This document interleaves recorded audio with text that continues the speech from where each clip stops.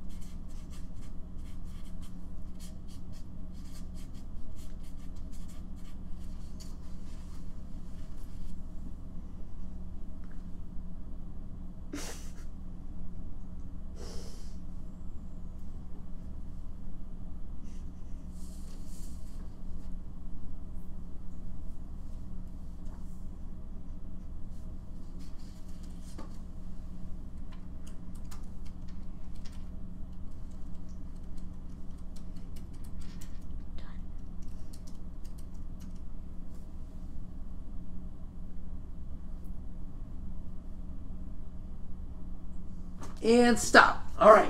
Now, what I should have explained to you at the very beginning is if you notice things, when you notice something that during the exercise, notice it and bring yourself back to the exercise. So we observed our breath, breathing in wise, breathing out mind. All right. Now I'm going to ask you to describe. Both observe and describe our what skills. Okay. They're part of our mindfulness. So what did you notice when you were breathing in wise and breathing out mind?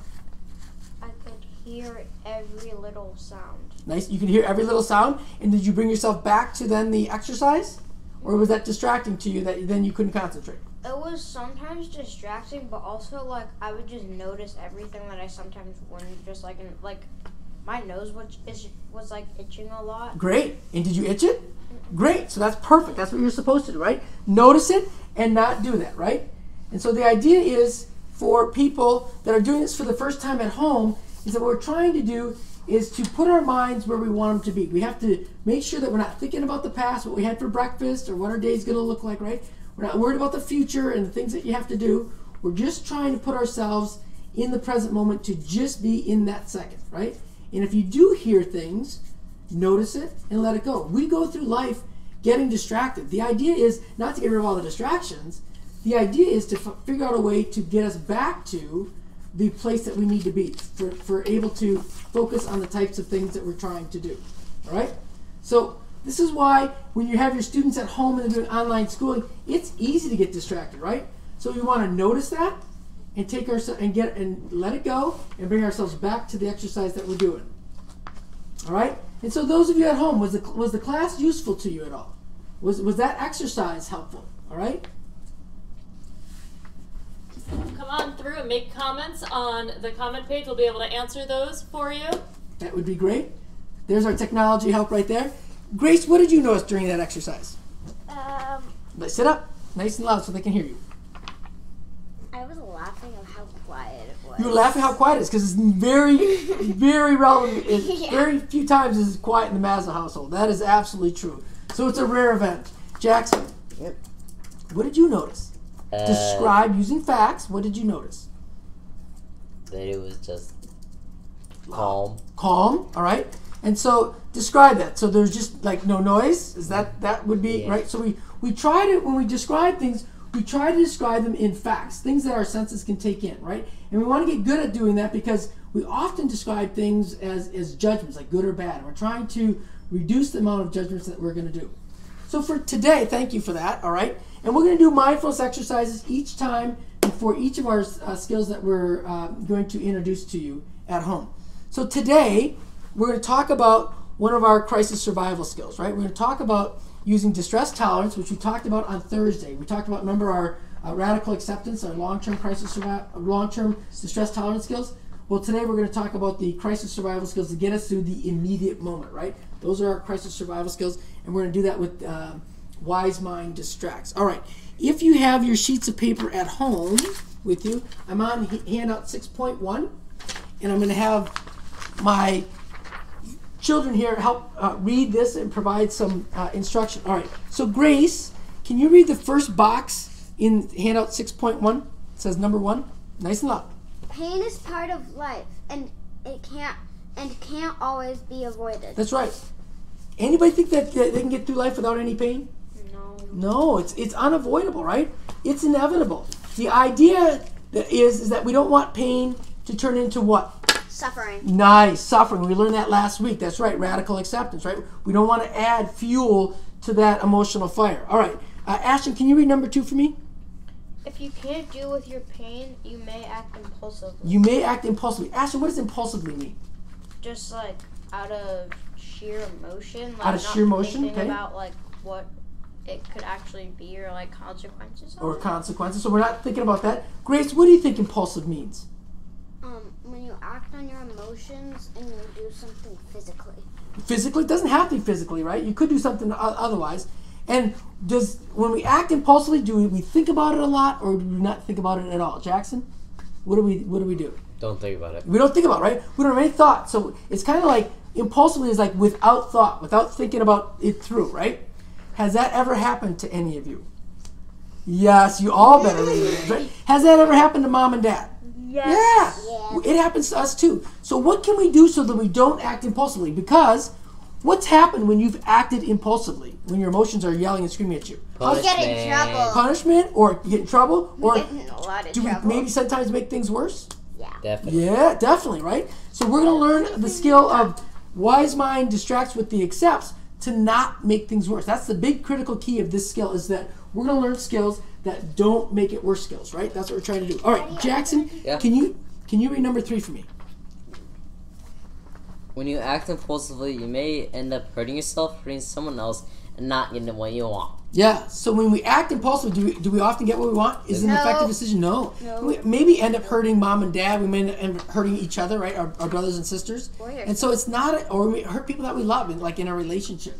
And so we want to make sure that we're not acting that impulsively. So Again, at the bottom of handout 6.1, it says there are 2 categories, right, of distress tolerance skills. One of them is crisis survival skills, which we're going to learn today, right, when things are hot in the moment, all right? And the other is reality acceptance skills, which are much more long-term. Things can't be solved right away, and they're painful, right? And so let's flip over to our next handout then, all right, which is 6.2. And I'm going to take this marker here, and I'm going to say right here, what is a crisis? What is a crisis? What is a crisis? Or better yet, Grace. When it's highly stressful. When it's highly stressful, great, right? Short term. Oh, you're already picking up on it. Go ahead, you can read that, Grace. That's a great idea. It's a short term that is it won't last long. Right? Time. And creating intense pressure to resolve the crisis now. Great. So that's what a crisis. That's when a crisis occurs, right? Highly stressful, short term, and it creates a lot of intense pressure, right? Yeah. That's when we know it. What does your body do when you're in a crisis, Jackson? What do you feel in your body? Panic. Panic. Okay, but describe that. So that's a vague word that could mean a lot of things to a lot of people. What would that look like as you describe it? What is your body telling you? That this isn't right. This isn't right. Can you give me some physiological response that your body might have? Run.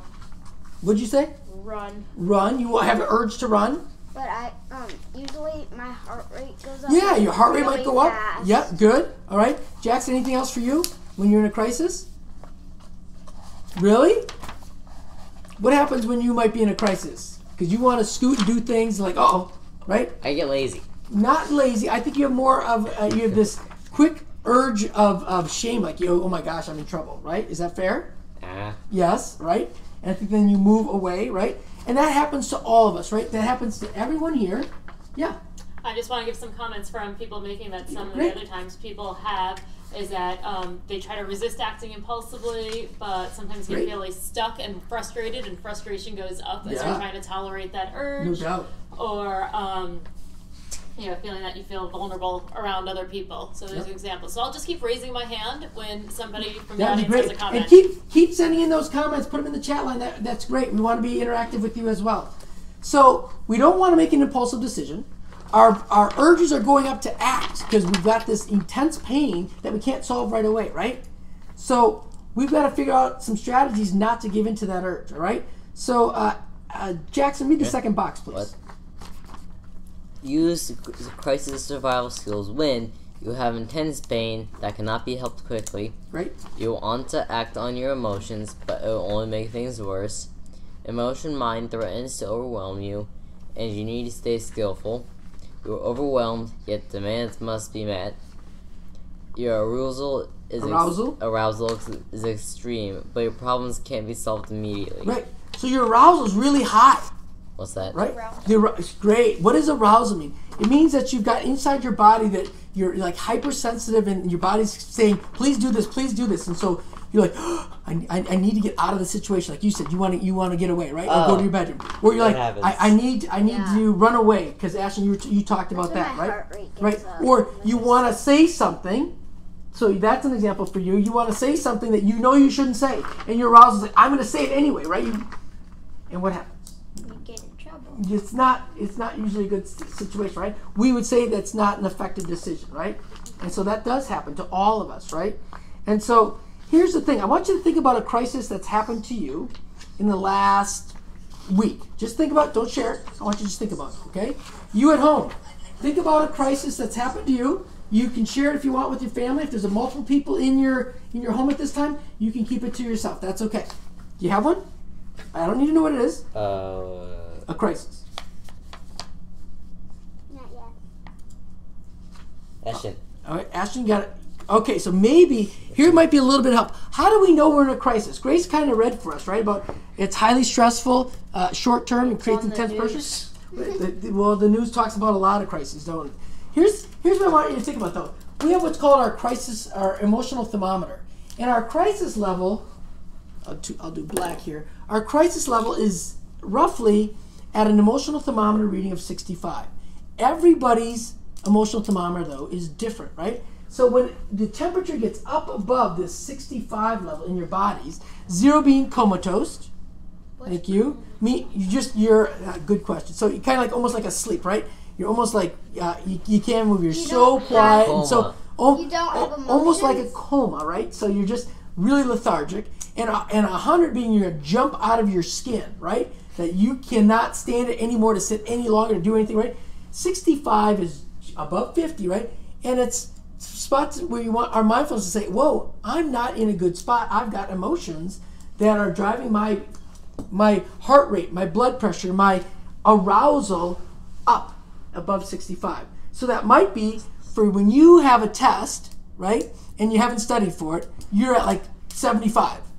Ashton has a test he hasn't studied for. He's like, so what? That happens to me all the time. He's at a 50, right? So it could be the same thing, right?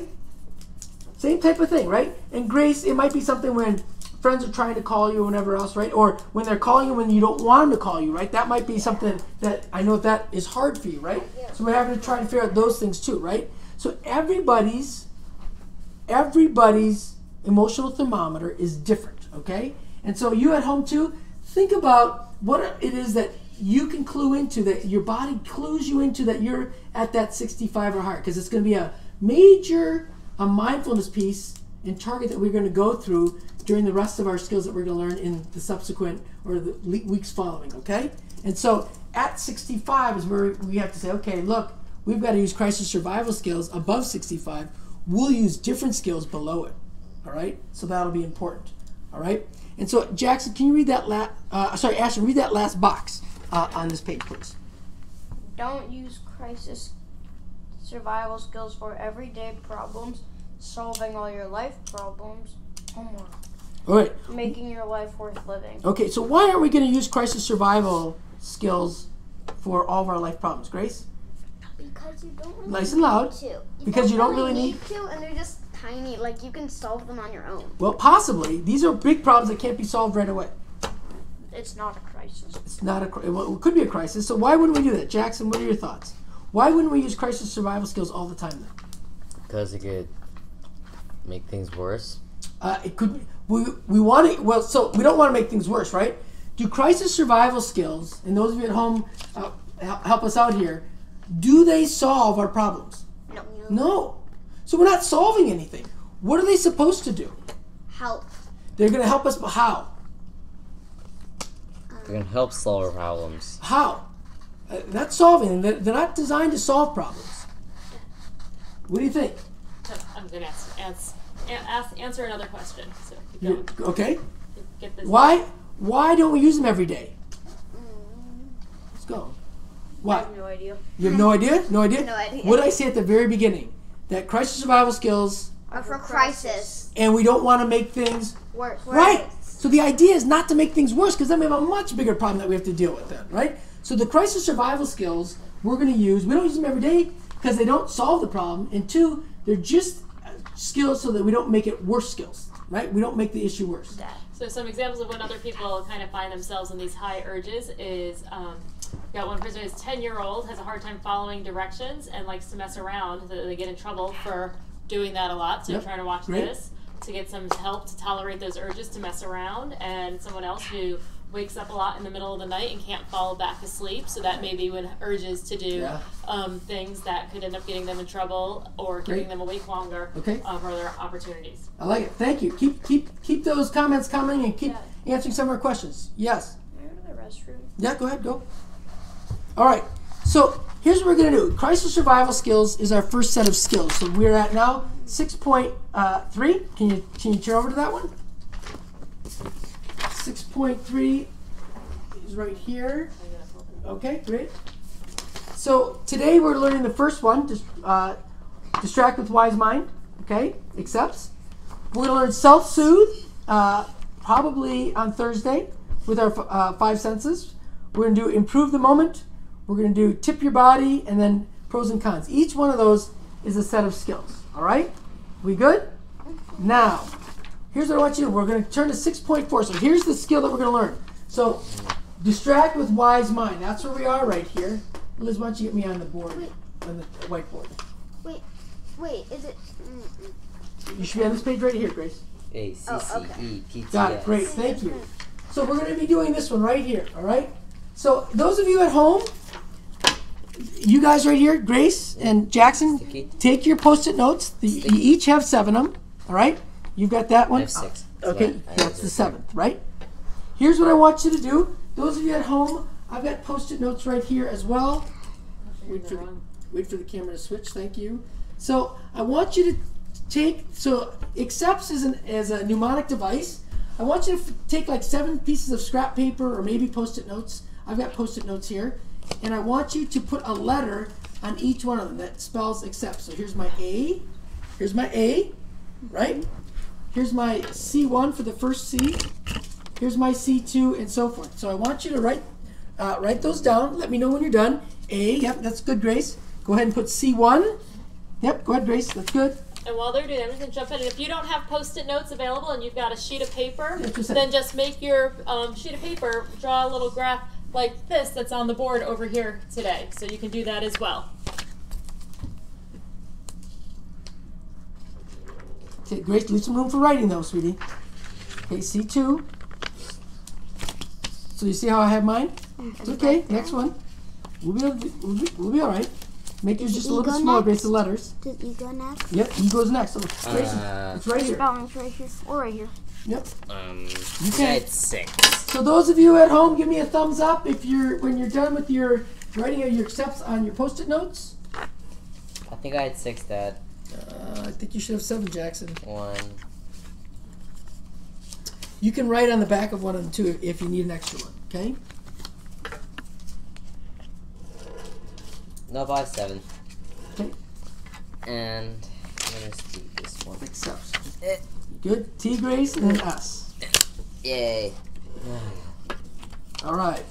Great. And then one more S. All right. So here's what we're going to do. Here's the plan.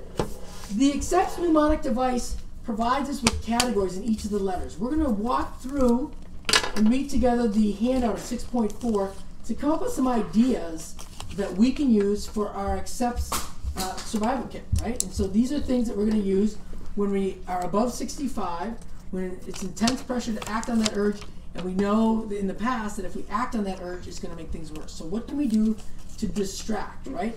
And so what does distract mean, Ashton? Like not pay attention? Not pay attention to it, right? And distracting can sometimes be very skillful, right? The idea is not to distract all the time, all right? And so we have them all, Grace? Mm-hmm. So thumbs up. All right, great. Jackson, we're good? What? You got them all? Yeah, I got mine all. So, Ashton, can you have a seat back up there on the couch for a second? Oh, actually, you should stay here because you're going to end up writing on there. So get up, put your scrap papers or your Post-it notes on a hard surface so that you can write on them. And then, Jackson, I want you to read the A in activities. On Do 6.4. something. Okay? Call, email, or visit a friend. Watch a favorite movie or TV show. Play video games. Write in a journal. Clean your room. Go for a walk or a run. Exercise intensely. Listen to music. Go online and download music or apps. Play a game with yourself or others. Okay. Great. Grace, Jackson, and Ashton, those of you at home, write down one of the things that you might have heard or some other activity that you can do that would help you distract from that emotional urge if you were in a crisis. So go ahead and write it down. Grace, go ahead. Take your pen. Write down 1 or 2 things. On my sticky notes? On your sticky note. Just on the A, though. Nope, just on the A. On the A sticky note, write down some activities that Jackson might have read off that you might do.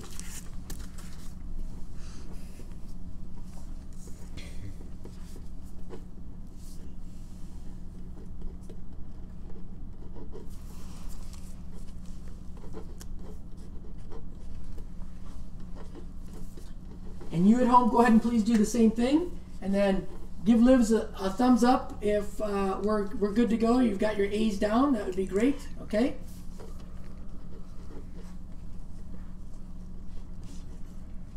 You only need 1 or 2 things? Do we have something? I have 3. That's okay. Okay. Thumbs up. So you're done? Thumbs up at home? Yep. Do you want people to start sharing them in their comments, or are you going to do that after? I'm going to do that after. So thank you. Just hold on to them for right now. Done? Done? Grace, you got something? done. All right, let's go to the next one. Let's go to C1, right? All right. Ashton, can you read C1 for me, please? The first C. Contribute or to do something nice for someone. Help a friend or sibling with homework. Make something nice for someone else.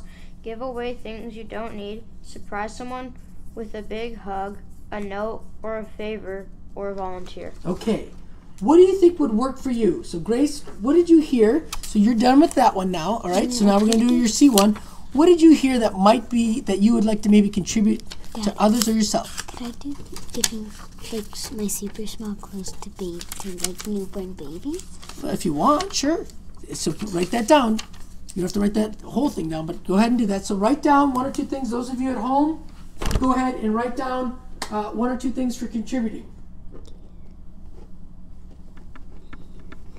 Okay.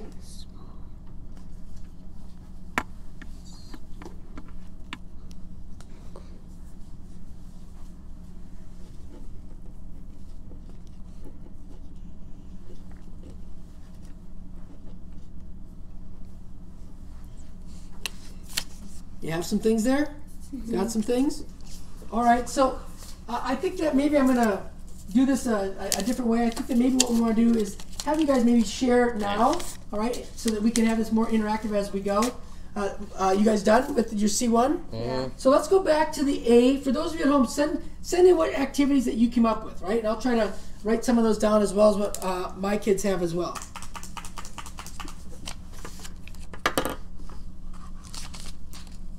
Do we have some things that are there? So we've got talking to friends, playing games with them, such as MTG. I don't know what that is. Magic the Gathering. Magic the Gathering. Thank you.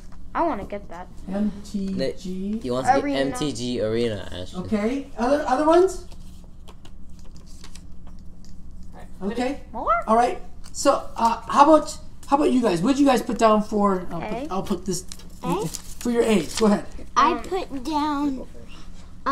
I could watch my show or I could read a book. Show, good. Read a book. Yeah, we've got listening to music, drawing, or coloring. Great. What else?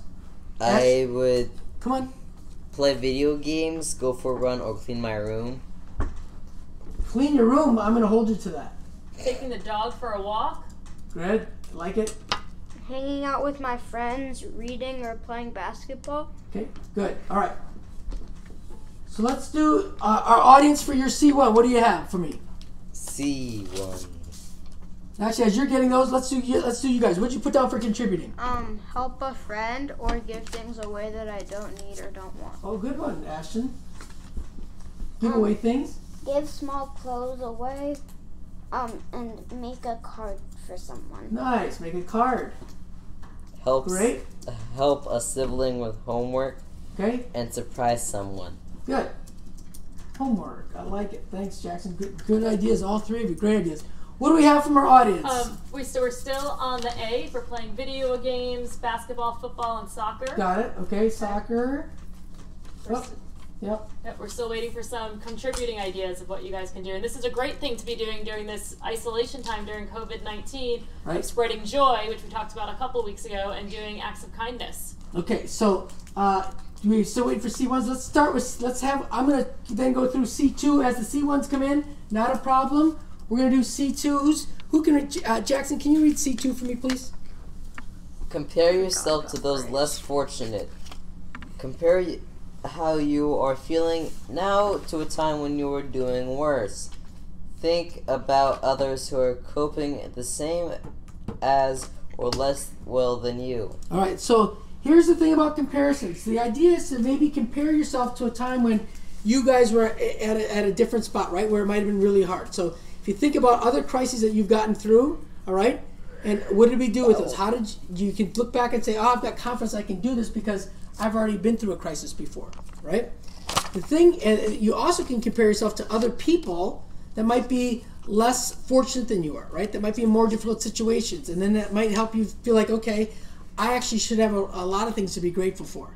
Now, the thing about comparison sometimes, though, is when you compare yourself to other people that may be less fortunate, or compare yourself to your previous self, And it makes you feel worse because why can't I pull myself up by the bootstraps? Why can't I feel less depressed or less sad?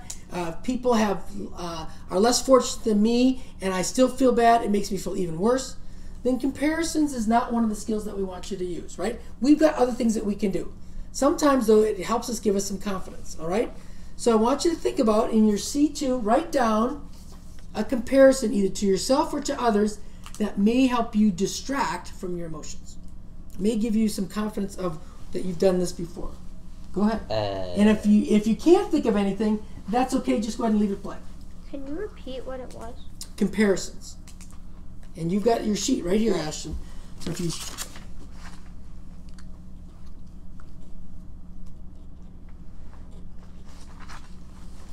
Okay, Grace is working on hers. And I'll add on for a couple of the contributings. We've also got checking in with friends and family, making dinner, clean up around the house for somebody, making fresh bread, and sharing an extra loaf with somebody else. Oh, that sounds good. Fresh bread. Making food. Great. Okay. Keep working on your C2s as well. And this one's probably the hardest one of the accepts to come up with something. All right. How are we doing, Grace? You almost done? Yeah. Okay, so what did you have, honey? What did you come up with? I can rock climb. I've done it before. Rock climbing? So is that a oh, you've done it before, so you would be less scared then. Okay. Mm-hmm. Done it before. Got it. So you compare yourself to you. Mm-hmm. Great. And then I was also thinking, I can be in a talent show. I've done it before. Okay. So, because you've done these things before, right? Mm-hmm. I like that. Good comparison. So you're thinking, I've done hard things before, so that's how I know I can do hard things now. And hard things now may be tolerating those emotions. Ashton, what'd you come up with? Like, I've used scratch paper before. Using scratch paper, which is almost like a crisis for you to actually have to write down your math formulas. I know. It's, oh my goodness. It's terrible. It's terrible. That's almost like at a 99 for you. So that you're right. You've used it before. I like that. A negative 99. So bad. Use of scratch paper. Ashton, that is great. Jackson, what comparison do you have for me? I was comparing myself to my friend Tom. Okay, and so what we want to do is just kind of so you're comparing yourself to a friend, okay? And how does that help you know about your about the urge to distract you? Why does that help you? So maybe it provides you with a smile. You and Tom have a good relationship, right? This friend you do, so that would help you and try to distract you from whatever urge that is. Okay, I can do that. All right, great. No last name. All right. So I've got a question that somebody's still confused about how comparing yourself would help with anxiety. Right. So if you've got like anxiety, right, and you recognize that you've been able to get over that anxiety before, or the strategy that you've used before have helped reduce the severity of the anxiety, you go back and you think about that time. And that gives you some of that confidence. It gives you some of the wherewithal to say, hey, I've been in worse spots, or I've been in similar spots, and I've been able to I've been able to resolve those things, right? And so I think that helps kind of distract you. So you think back, yes, I did this before. Yes, I did this before. And it helps kind of alleviate some of that severity piece that's there. All right? How about let's get our C2s from home. Go ahead and put them in the box. And as we're waiting for things to come in, let's go to the E. Grace, can you read the E? Here, read mine.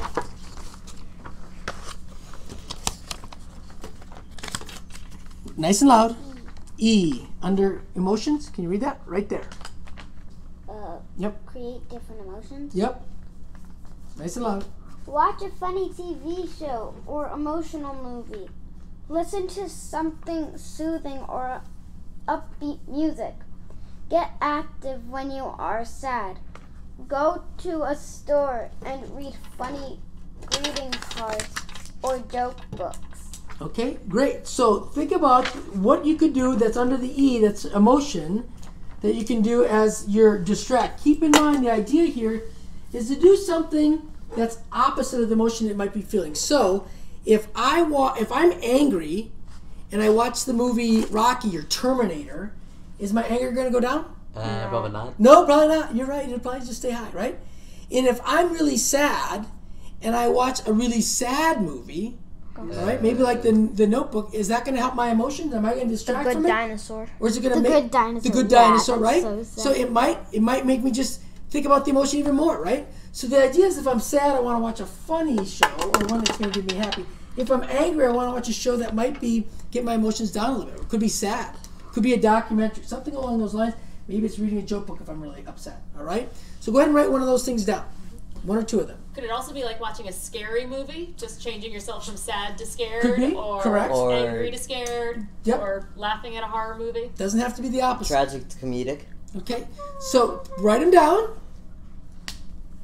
You have yours? TV. That's it? What else? Just TV. Well, but so be more descriptive than just TV, because that could be that you could watch a Fuller House. well, it could be, but so it depends on whatever emotion that is, right? So let's hold off on before let Grace write down. So you got yours, Yeah. Jackson, thumb up, yeah, good. Grace, you got any more? And while they're doing that, I've got another great comparison that came up. Yeah. The healthcare workers are going into work every day and great putting one. their life on the line, and we're staying home. So we can do this. We can get through this time of isolation. Yeah. Great example from our audience. That's right. You know, COVID-19 is hitting us on the crisis survival spot. It's intense. It's hard. Can't solve that problem, right? It's there every day, and it's also on the long-term side too. So we're going to experience that in kind of a roller coaster waves at that time, right? So the idea is that we've got to work on developing some skills. These skills that we're going to put in our crisis toolbox, basically, that is going to help us manage effectively distracting ourselves from our emotions. All right. We got them? Mm-hmm. Go. What do you got for? Watching a comedy when feeling tragic. Okay, good. Comedy. I'm running out of my red here. Okay. Ashton, you said TV, specifically Fuller House because it makes you laugh. Yeah. Okay. Funny. Me, I can watch Nailed It or Slappy and the Stinkers. Slappy in the stick. So TV for you too? Yeah. And you like some of the funny shows, Yeah. right? I got some watching Impractical Jokers of feeling Yeah. sad. Or Hot Ones. Practical Jokers. I like that one. What else? So good. Going back to comparisons, another person made a really great comment that if you're staying home, Yep. right, doing comparisons to the, and comparing us to healthcare workers can be really helpful. But also, if you're an essential worker and you have to go to work, that might not be as helpful. So I think it's really important to highlight what's effective for you might not be effective for someone else. Right. And we had talked about it too at the beginning of the lesson that what works for one person may not work for another. That's why we want to make sure that you build a unique crisis survival kit for yourselves and identify these things that work for you, right? That's what we're trying to do. So even Jackson and Ashton's crisis kit here is going to be different with distracting, right? And Grace's as well. All right. So we have our E's. So bring in folks from home. Please submit your E's, and we'll get to those. Let's do P. So Jackson, back to pushing away. What? Can you read the P? Oh. Push the painful situation out of your mind temporarily. Leave the situation mentally by moving your attention and thoughts away. Build an imaginary wall between you and the situation. Put the pain in a box and on a shelf for a while. All right. So the idea here is that maybe you need to distract yourself because you've got an important meeting coming up or there's something that you have to do. Both my boys have tests that are coming up today, and if they're really anxious or having some strong emotions that might be above that 65, saying, hey, I will come back to you. I'm going to write down anxious, going to write down sad. I'm going to put it in a box. I've got to go study for my test. I've got to take this test, right?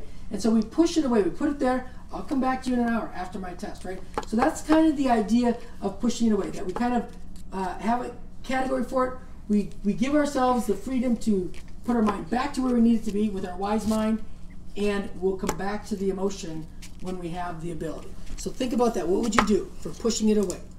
What strategy would you come up with? Those of you at home, come up with one of the strategies that you might do. For which one? The P, for pushing away. What might you do to push it away? Eh. Got done? Thanks, Yep. Jackson. Great. You have something, Ashton?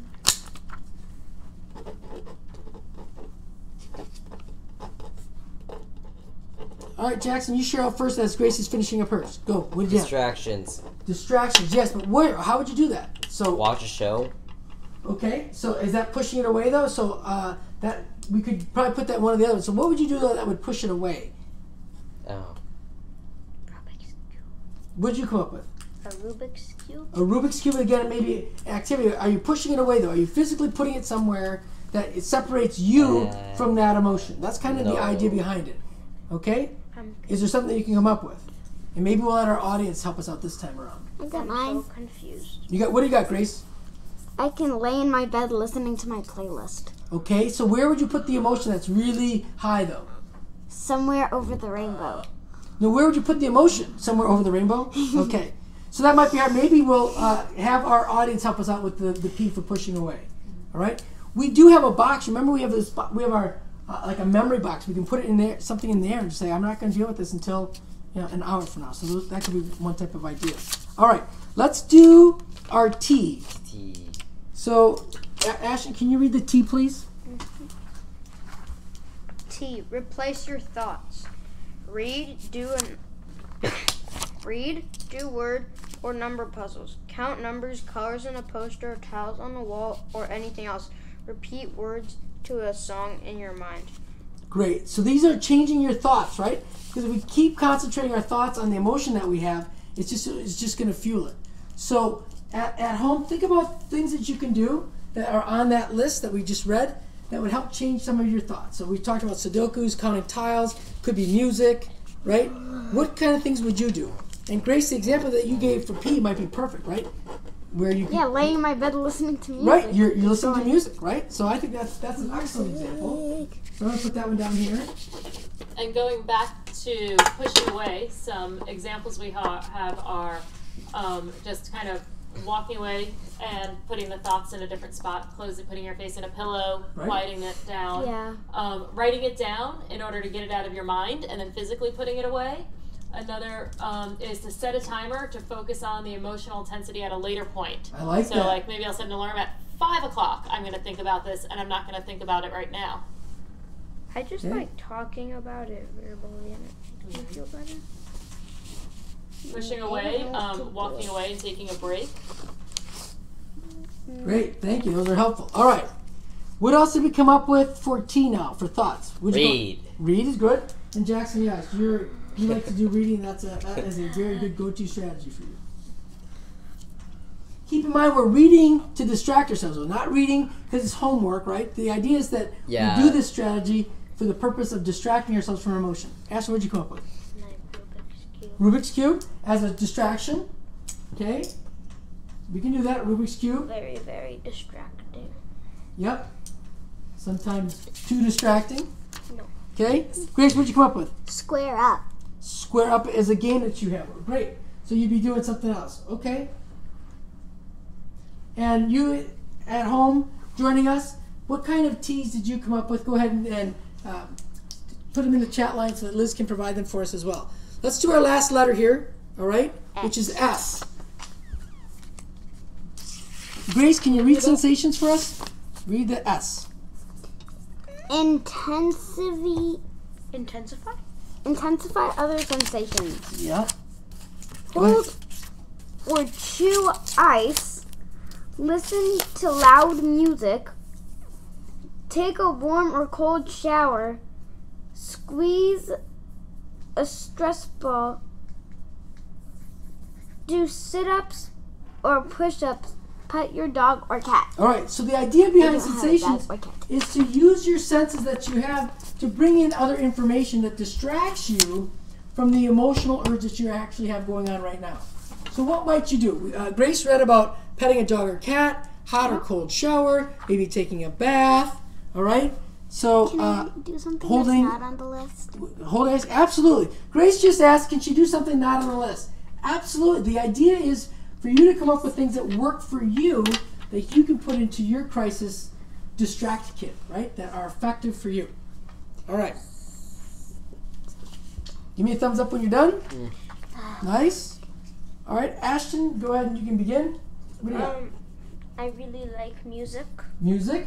Okay, so And you play it loud so it changes the sensations. And shower. And shower. So you're doing both, yeah. And Showers are shower. always nice. Okay, Jackson. If I could, I would pet a cat. Pet a cat. All right. Or I'd dog. pet a doggy. Me too. I'd pet Rocky. I would pet Diesel. Okay. Playing with water in a bin or with Water? melted crayons. I like that. So- All right. Change the Cray gears. pen. What? Melted crayons are great. Water in a bin. Okay. Take a pen. What else did we get from our audience? Stick it in melted crayon. Cuddle with pets, run around. Run around. I like that. Jump. All right. That sounds good. All right. So nice I got work. mine. So here's the thing.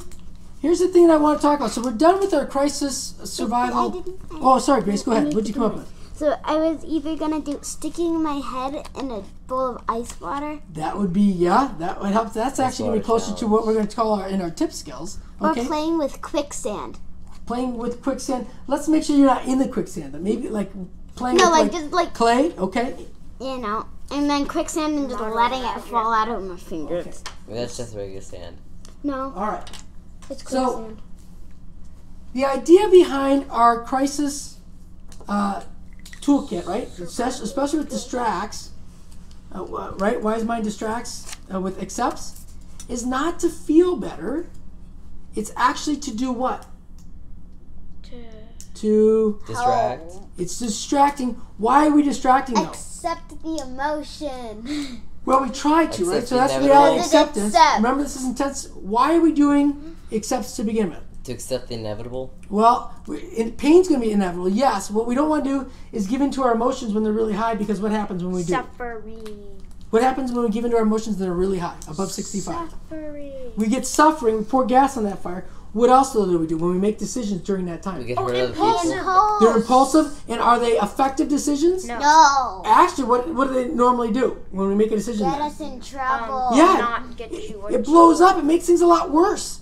So keep in mind, those of you at home too, our accepts board, and maybe you can take all the things that we have here and hang it up so that in your living room or dining room or wherever else, refrigerator, is that we want to go to this when we don't want to make things worse skills, right? That's what we're trying to do. If you feel better, great. That's not what they're designed to do. The idea is let's not make it worse skills, right? And so we're going to do that with our crisis survival skills, distract with wise mind accepts. Okay, with that, any questions that we have? Because I'm wrapping it up. Can we play a game? We played we did mindfulness at the beginning. We're not going to play a game today. Perhaps if we get time on Thursday, okay? So, overall, here are your 3 takeaways that I'd love for you to write down or just take a picture of if you can on the screen. A crisis is defined by the urge that you have when your emotion is above 65. Everybody's emotion thermometer is different, right? The idea is that they're intense, they're hot, and we don't want to make decisions during that time. We will have a different set of distress tolerance skills that are for the long term. We use accepts as a mnemonic device to generate different ideas, right? And it doesn't matter if petting the cat is under sensations or under activities. So it doesn't matter which category it goes into as long as it's still effective for you. And then these skills, again, are not to make you feel better. They are to keep you from acting on your feelings and making the situation worse. All right? With that, thank you for hanging in there. Have a good week, and we'll see you on Thursday at 10 a.m. Same channel, and we'll be going through another crisis survival skill. All right, thank you, everybody. Stay skillful, and have a good week. All right, everybody say bye. Stay safe. Say bye. Bye.